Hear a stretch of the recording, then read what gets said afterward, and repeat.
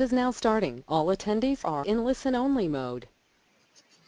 Good afternoon. Thank you for joining this NCEA webinar, Risk and Integrating Risk Management Solutions, presented in partnership with RCM&D. I'm Andrea Kopp, Manager of Educational Resources for NCEA, and I'm happy to moderate for you today. Before we begin, please know that all of your microphone connections have been muted. If you have questions during today's presentation, please send those through the question box that appears in your GoToWebinar panel. To ask a question, use your mouse to click into the blank box area. Type your question using your keyboard and then click Send. The webinar presentation will last about 45 minutes and there will be an additional question and answer portion at the end. Later this evening, you'll receive an email asking you to complete a brief evaluation about this webinar, and I thank you in advance for providing us with this valuable feedback. You will receive an email in the next few business days with instructions on accessing this recorded webinar, a certificate of attendance, and the presentation files. First, let us begin, as we do all things, in prayer. In the name of the Father, and the Son, and the Holy Spirit, Amen.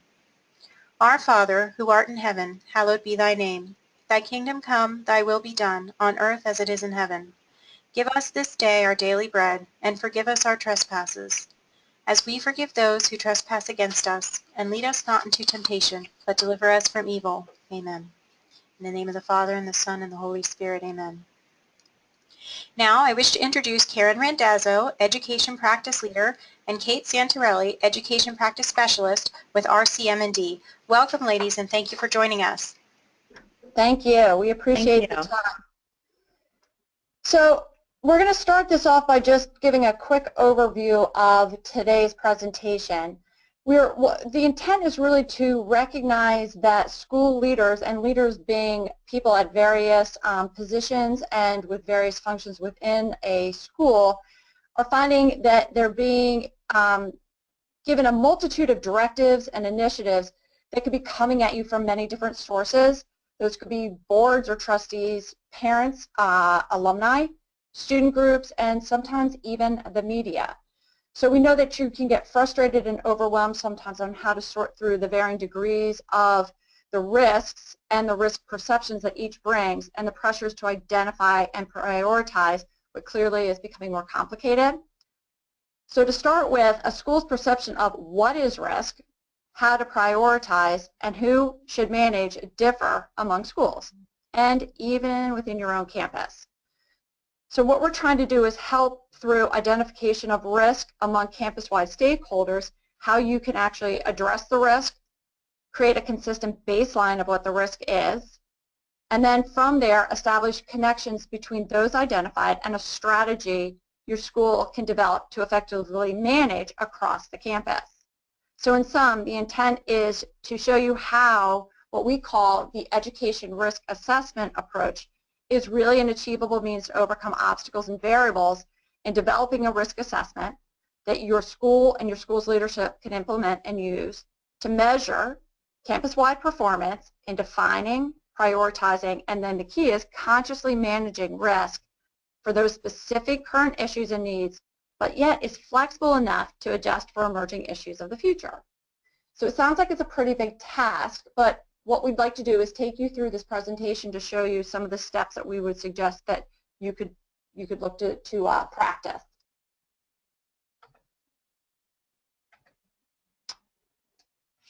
So we talked a little bit about the word risk, and we talked about, why does insurance and risk management matter?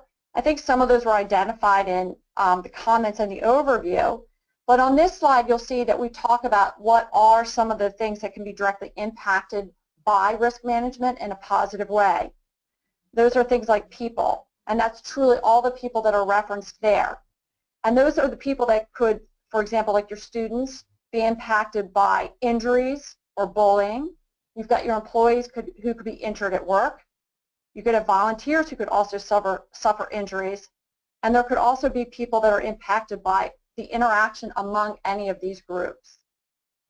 You move on to property, which is management of your assets, the values, but also the maintenance of those, the costs and needs of rebuilding, repair, remodeling to keep your school operational, hazard-free, and progressive enough to meet current and future demands. Next, we have things like activities. Again, those can be pretty widespread. Athletics, which can bring things like concussions. It can also elevate behavioral issues among participants or those who are on the sidelines watching. There's clubs. Who's overseeing them? Who's approving them? And who's making sure that they're monitored so that the safety of all participants is appropriately managed? The field trips. Where are they going? Who's supervising? Are you using any waivers? And then camps. Are they camps that are being run by your own people, or are they camps that are coming on outside groups? Transportation. That can be moving people, and again we can reference back up to the top, people of all types. Who's moving them? Are you having volunteers, coaches, or hired drivers, and how? In small vans, large buses, or other. I mean, it could even go into airplane transportation, which then can lead into things like the global travel. Do you have any field trips or programs which take students, employees, alumni, or others outside of the country? So it's really a lot of the same issues that we had in the top four, but now at a distance, which can bring about more risk.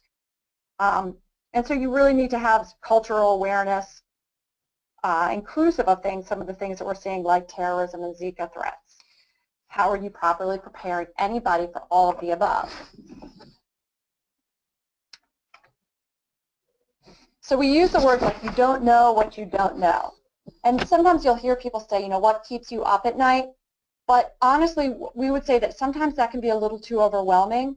So it maybe is best to start with what you know and then let it expand as you move through the process, initially and over periods of time. Because it really, what it does is it allows you the flexibility to meet not only the current issues, but those that develop, whether you see them on the horizon or they come up unexpectedly. And we'll talk later in the presentation about what we call some sample risks, and we'll reference them as they can be the start of a risk register, and then what do you do with that? We also ask you, does your school have what could be considered like a universal approach to risk management? We would say most likely not. That's something that is hard, but it can be done. And what it does is when you look to try to achieve this, and again, it doesn't have to be done in one step, it can be a process, is that it gives you a chance to start the measurable outcomes that have a wide and positive impact on your entire school.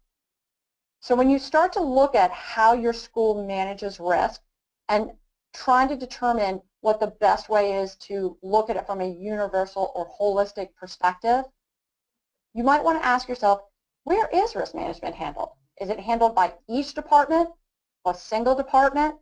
There's pros and cons to that, but here's the thing, and we can get into all of those. The bottom line is whoever owns the risk, it needs to be clear in order to create accountability. We'd like to think that, you know, after a loss or a poor outcome or situation is not the best time to determine that person or risk. It sort of creates that defensive posturing. It's like ruling by fear. It doesn't necessarily bring the outcome that you want. So then it leads back to that question, how does your school define risk management? So we want to define risk, and we want to define or start to address how to manage it. And this can, you know, gets at, you know, who holds the information that you're trying to get? How do they assess the risk potential and identify steps to control or mitigate it? And are they doing it alone, or are they trying to make it a campus-wide initiative? Does that include evaluation of frequency or the greatest impact potential versus just the most catastrophic? We would say it should include frequency evaluation and impact potential. And we'll start to get into this more as we go through some of these slides.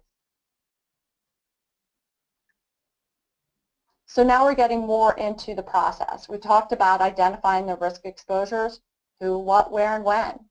What do you want to do with it once you get to that point? Transfer the risk. That can be done through insurance. It can be done contractually. It can be done through a combination. You can absorb the risk. That means take it on yourself by either not insuring it or insuring it but with a large deductible or self-insured retention. So you've got a little bit more of dollars or skin in the game before an insurance policy would respond. Avoid the risk. That can be done through best practices, risk transfer, and that again could be risk transfer through insurance or contracts or handing over to a third party. And then who decides? Is it a conscious decision? We would recommend that it should be a conscious decision. You can't make a decision without first identifying risk. So let's get back to that part. So in this part, we talk about the process. And it's a business process, but it's a business process that's specific to education. And it really is meant to expand those traditional concepts of risk management by creating the ability to identify risk, and this is the big one, and it's identifying risk, but also it's identifying opportunity on a campus-wide basis, not just to mitigate risk, but also to create those better outcomes on many levels. So you can look at, and we'll talk about the risk register in a few slides forward, but you use your own information. You can review it against some peer schools, and you can share information amongst each other. But when you share that information, you have to make sure that it really becomes personalized and specific to your school. And then once you get to the point where you have identified risk, pick one. You can pick one, you can pick four, you can pick however many you want, but just start. Creating the process, it's like creating muscle memory. It makes replication easier and more consistent.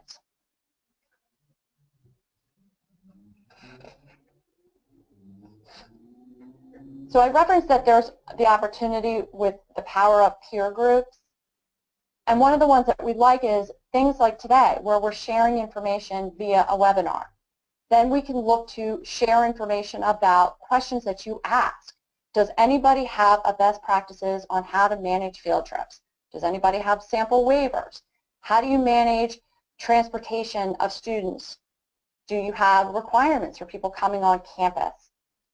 Are your buildings and facilities, do you use turf fields? Do you have construction projects going? Have you had situations with allegations of employees saying they were wrongfully terminated? Do you have sample contract renewals? What it does is it gives us the ability to start to figure out commonalities. Where are we starting to see that there are mutual risks, those that stand outside of the group, and then what do you want to do with those?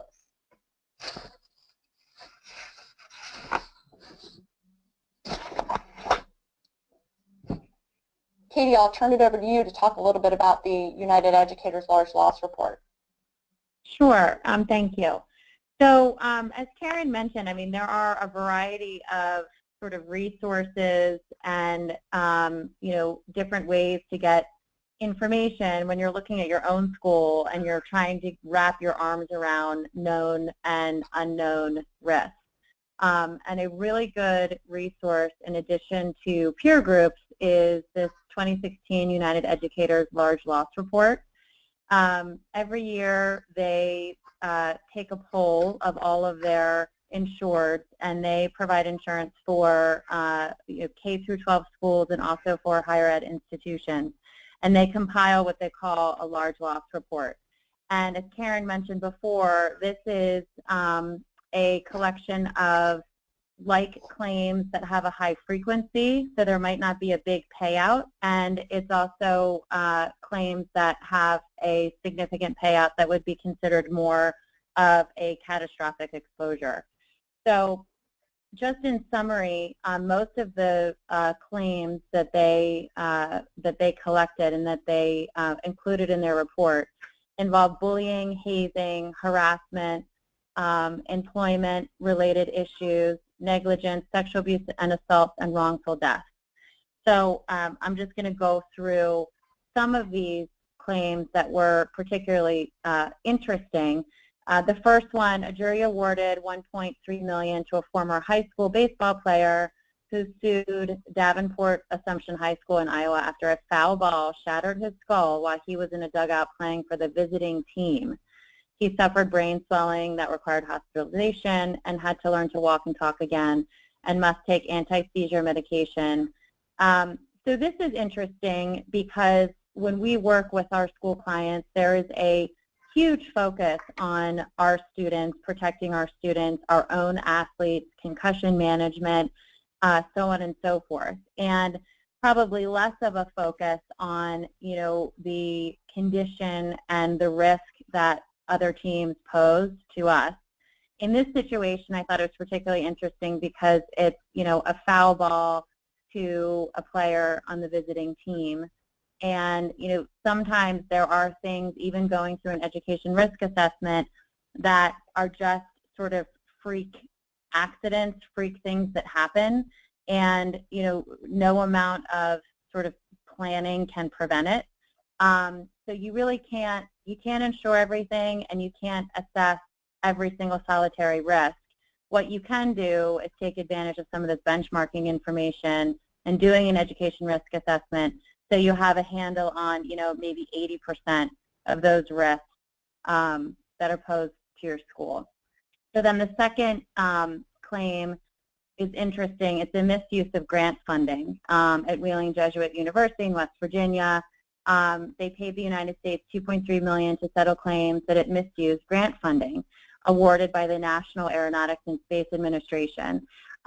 So many schools have what's called directors and officers insurance, and that basically insures you against sort of financial claims, misappropriation of funds, mismanagement of money.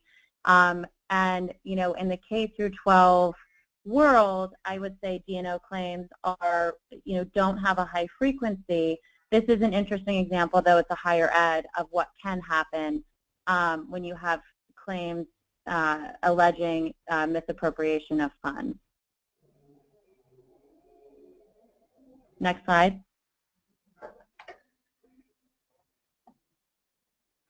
And then the last claim here, a judge approved Ohio University's $1 million settlement in the wrongful death lawsuit filed by the father of a student. This is really interesting. It's sad. It's very interesting, though. Filed by the father of a student who died of bacterial meningitis. The lawsuit claims 6 students on campus were diagnosed with bacterial meningitis in the year prior to the case, including one only a week earlier. When the student became ill, she contacted the university's health center, described her symptoms, and was told to drink water, take Tylenol, and rest. Her symptoms became worse, and she died 2 days later in a local hospital. So, going through these education risk assessments, certainly a focus with all schools has to do with, health center, providing health services, school nurse, and, how you treat students and that come in who are ill, and how you can, identify potential illnesses that could become fatal. The lawsuit charged the university with negligence, wrongful death, and breach of standard of care. Next slide. So you all have probably heard of enterprise risk management. It's a term that buzzes around the education space and also other spaces and CFOs, COOs, principals. It's sort of a very popular term, if you will. So enterprise risk management, sort of the definition, is a strategy used by organizations to manage the variety of strategic, market, credit, operational, financial, and hazard risks they confront. While it is certainly true that the term risk management denotes a broad spectrum of all risks of an institution, education risk assessment focuses for the most part on hazard risk. Since one size doesn't fit every school, we believe an institution benefits from using a prioritized, realistic, and balanced strategy for assessing and managing risk. What we have found in our practice is the enterprise risk management approach that really ties in the financial component is more prevalent and is used more by higher ed institutions where there's a dedicated risk manager. For K through 12 schools where those sorts of risk management resources are more limited, looking into and applying something more along the lines of a education risk assessment seems to work better.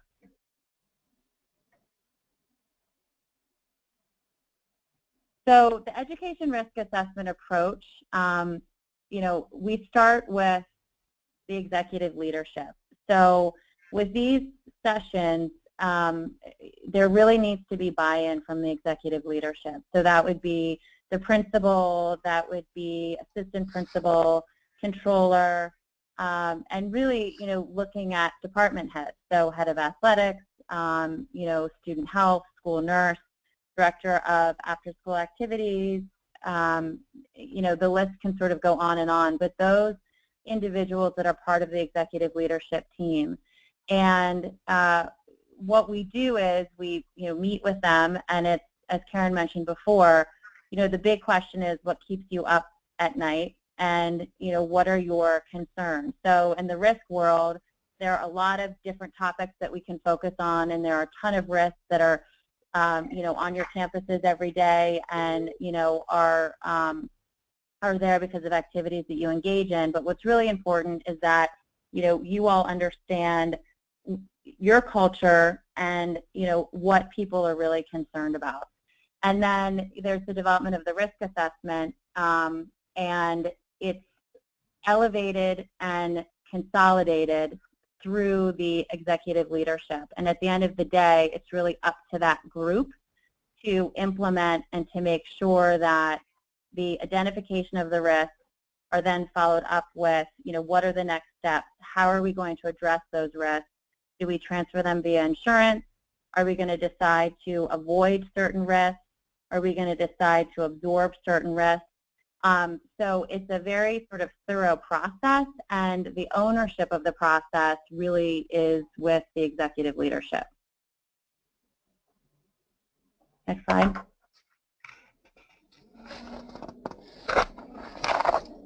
So what is risk intellect? Risk intellect is identifying a risk is one thing. However, creating connections between those risks and your institution is critical to developing a strategy to effectively manage your exposures. So some steps include establishing your risk appetite, determining how much risk you are willing to take, deciding whether you can take on more or should reduce risk, and decide who has responsibility and authority to take risk on behalf of the organization. So, you might have an English teacher who's been asked by a, that does a lot of work for your school to, host an event on a Saturday for an organization that this volunteer is really involved with. And it's important to establish sort of the line of who is responsible for making the determination as to whether or not this event should happen on your campus, who helps you evaluate the risks associated with the event.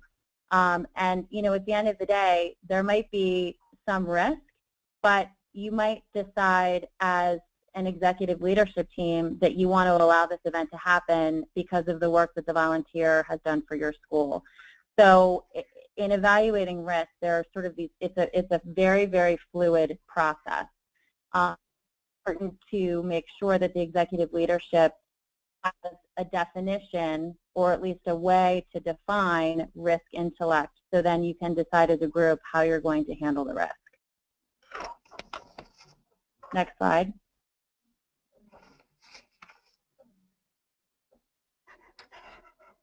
Okay, so who should participate? As I said before, principal, athletics director, facilities director, chair of the board, nurse, IT director, dean of students, after-school care director, community coordinator. So all of these individuals, have direct access to and deal with risk every day. And what's interesting, when you get these people, this executive sort of leadership team, and there are others I'm sure that are not included on this list, but once you identify who these people are in your school community and you get them in the same room and you start talking about what keeps you up at night, what do you consider to be the major risk, it's very interesting the level of collaboration that happens, and it's also really interesting. You might have someone in athletics that has a really fantastic waiver, And there are pieces of that waiver that could really be used by, the director of after-school activities. And so the level of collaboration is it's pretty interesting. Next slide, please. So what are some of the topics to cover in an education risk assessment? There's an outline that can be used when you have this meeting.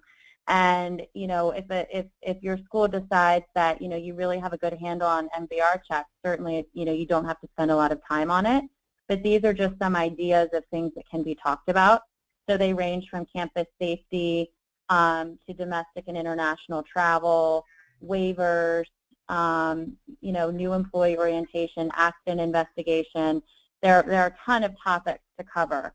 But again, when you're first sort of rolling this out and doing that initial meeting, we think that it's really important to make sure that, the individual concerns of some of the people in the executive leadership team participating in the ERA are heard and are talked about.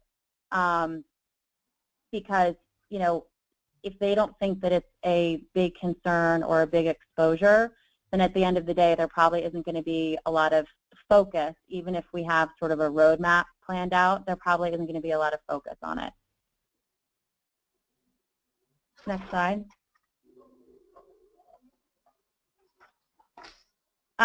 So risk management perception. I think everybody, generally has a different perception of what their risks are, and it really depends on, what your role is at a school. So, risk management perception for an athletics director is going to be very different than risk management perception for the school nurse. But we wanted to share with you this sort of intro to an actual education risk assessment that we did for a school, and I'll just read it to you. A school's perception of what falls under a risk management umbrella may differ significantly from a peer institution. This could be due to cultural, leadership, location, historical, religious, or program differences on each campus. Based on the risk assessment, the leadership group identified the following critical insurance and risk management issues confronting their school today: transportation safety, campus safety, international travel, managing athletic injuries, equestrian program, and protecting personal information of students, employees, and alumni. Questions to think about concerning a general risk at your school include: how do you measure your performance in reducing risk, and what schools do you consider to be your peers? Learning from your peer schools and asking questions is it's an extremely powerful resource. Next slide, please. So I'll take it from here. Thank you, Katie. Okay. How do you get an ERA to work? It's got to, as Katie and I have been talking about, it's really got to start with your specific campus, starting with leadership and making sure that they have the buy-in. But most importantly is identifying the risks and keeping it as a living document. It's not a shelf decoration. It has to be reviewed and modified as appropriate to your school. So we don't want it to become a lengthy process because it will keep you from doing it. And not actually doing it can create costs that are associated and correlated with that. And so some lessons learned from others that we would say are: focus on high impact risk versus the weight of all the minutia. Make sure that you discuss not only what your risk tolerance is, but by category. When you report back to any board level or senior level, keep it simple and concise, and make sure you include department heads at all aspects of the assessment phases. Take on some of the tougher issues and what we might call the sacred cows, because you need to discuss those just versus just assuming that it's understood. It is what it is, or a level of we don't know, so that's an easy way to just deny its existence. Doesn't work. Make sure that all your risks have owners, and don't just dwell on the financial aspect. That can sort of be a rabbit hole. Look at what all impact of risk could be, and always try to keep in mind that this is a process and a tool, not a project, not that one and done, tuck it away. And we think with all of this, you can actually get a very successful educational risk assessment. And so with that, we'll see if we have any questions. We do have a few questions that have come in. What is it that you mean when you say to take a universal approach to risk management? So a universal approach can mean two things. One is try not to look at just one portion of risk that can be on your campus. And that means that you have to talk to various stakeholders on campus. So within a school, we know that sometimes activities or responsibilities can be, for lack of a better word, siloed or put into specific towers. Without talking to some of those stakeholders or silos or towers, you may be missing a big part of the entire evaluation process. Right, and I would say too, I would say too that, an example might be dealing with transportation. So, if a school has a fleet of buses or vans, the athletics department might have one process that they follow in terms of, checking driving records. Maybe they do, maybe they don't with the drivers, as opposed to, maybe the school has drivers that they've hired and that's a specific job. Maybe the vans are also used by, volunteers to take kids on field trips. So making sure that there's a universal approach to checking the driving records. And, if somebody has 2 points on their license, what is the process? It's really making sure that everybody across departments that's interacting with the same risk is approaching it in the same way, or at least there is a universal baseline that's established. And there might be some deviations depending on what the need is, but establishing a universal baseline is really important. One thing that we found through doing these education risk assessments, again, is that you might have one department that's handling a risk in a completely different way than another department without establishing that baseline. From a risk management standpoint, that baseline can help close some gaps. Great, thank you for that answer. What defines executive leadership in risk assessment? What personnel would be part of that team? So that's a great question. It varies by school. The risk assessments that we have done include the principal. They would include the CFO. And I would sort of liken it to department heads, if you will. That doesn't necessarily mean that you have, the head of the English department, history department, all participating in the risk assessment, unless the head of the history department or English department is also in charge of international trips, and that presents a different exposure.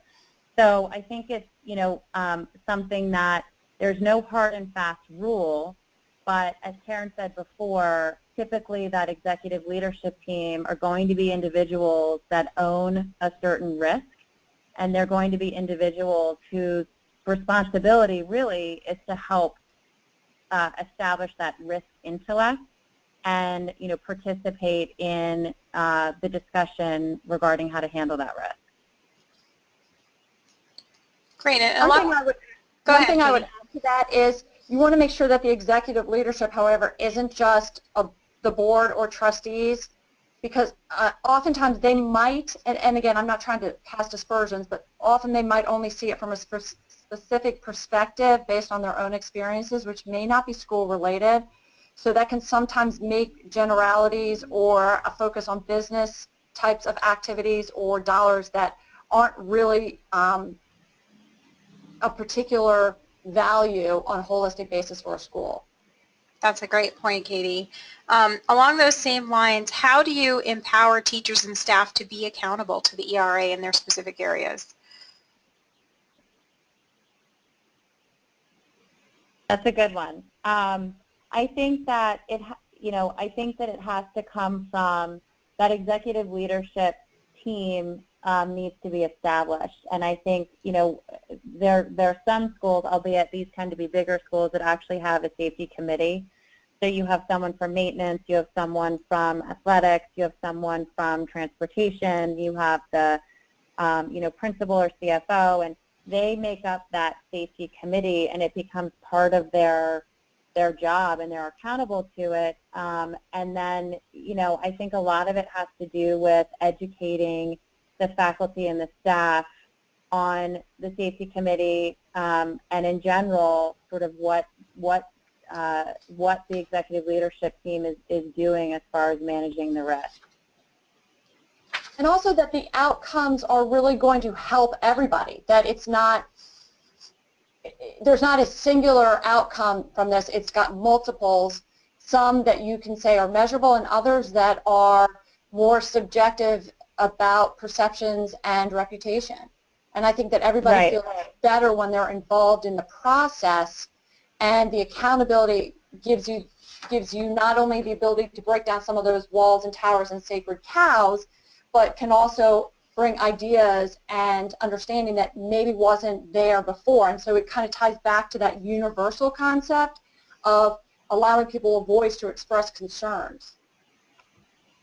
Well, and I think the other thing that's really important, two things that, and we didn't focus on this too much, but reputation. So you can sit there and say, well, we have insurance for that, it's fine. If there's an accident, we're going to file a claim with our insurance company, no worries. But, there is a real risk, and, for those who work at schools and love where they work and are dedicated, to educating students and providing, experiences, if there is a situation that, could turn into a claim that could, be more severe, or, from a liability standpoint, you're really talking serious injury or negligence, that could really harm the reputation of a school. So I think that, it's really important to keep that in mind. And then obviously from a cultural standpoint, that is very important, which is why in our experience, it's very important to hear what those executive leadership, those individuals have been identified to be part of it. It's very important to hear what their concerns are and what keeps them up at night. We have some kind of specific scenario questions coming in. One from a small pre-K through 6 school with about 70 students, and they're for the first time have a student who uses a wheelchair, and he transfers to a chair and the floor for different activities. They're wondering if this is something that changes their risk when they're dealing with him and interactions with other students. Karen? Yes, I will definitely take that one. Yes, I would say it does. So to not completely give it the same analogy, but in some ways it can be like a transgendered student, because you have to be careful about not segregating them so that they feel overly different or separated in how they can do things. So I think it's great that they've got somebody to assist. So let me answer it in 2 ways. One, it's a great opportunity to have those discussions among students and teachers about inclusion, about understanding differences and disabilities, making sure that you've got from a regulatory ADA compliance that your facilities are up to snuff with meeting the size of a wheelchair, et cetera, et cetera.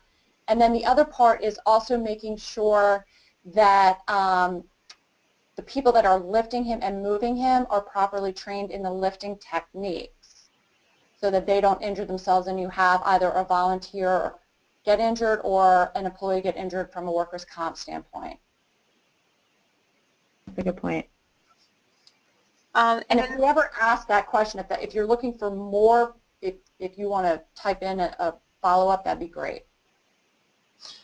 We had another specific question about hosting school events. Should you require an insurance policy when you have an event, like a science meet at your school? So that's a great question, and that's, sorry about that. And that is something that comes up often. I would say, if it is, here's sort of the rule. If it is a school-sponsored, sanctioned event, it's going to be your liability.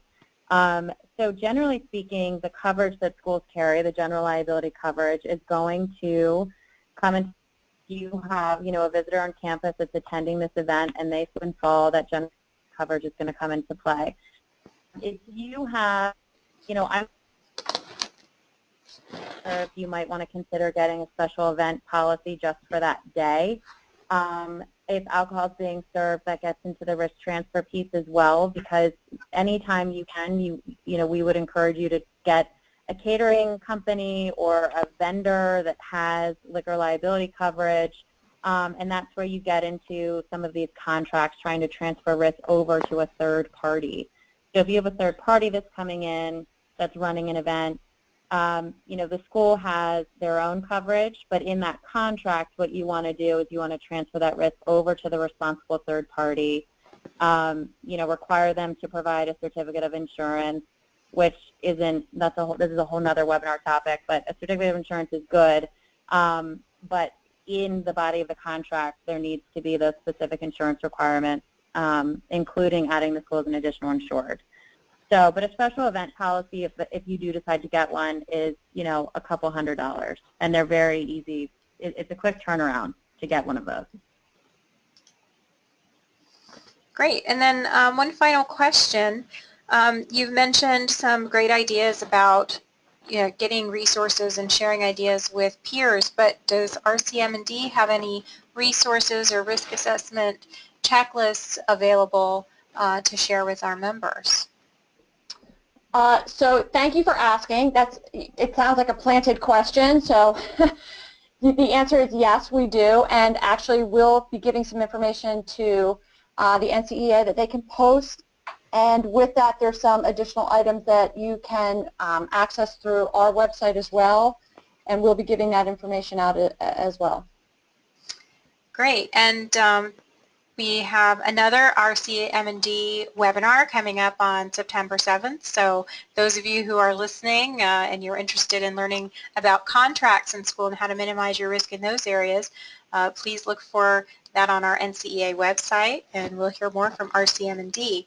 Before we conclude today's webinar, I invite you all to visit ncea.org to see listings for both upcoming webinars and professional development activities. Thank you for spending your time with us today, and thank you, Karen and Katie, for all that you've shared with us. As a reminder, we will be sending you this recorded webinar and presentation slides via email, along with any resources that would go along with it. And we thank you again, and I hope you enjoy a blessed evening. Thank you.